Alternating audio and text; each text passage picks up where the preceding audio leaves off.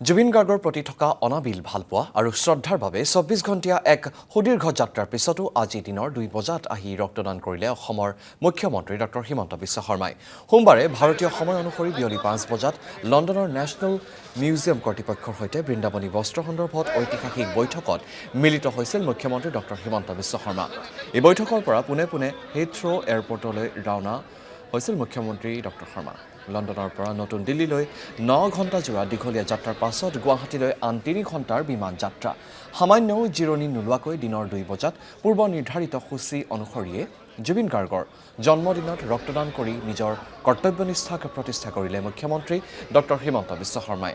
প্ৰায় ২৪ ঘণ্টীয়া ব্যস্ত সূচীৰ পিছতো প্ৰতিশ্ৰুতি অনুসৰিয়ে ৰক্তদান কৰি নিজৰ আস্থা আৰু আন্তৰিকতাৰ প্ৰমাণ দাঙি ধৰিলে ৰাজ্য মুখ্যমন্ত্ৰীয়ে।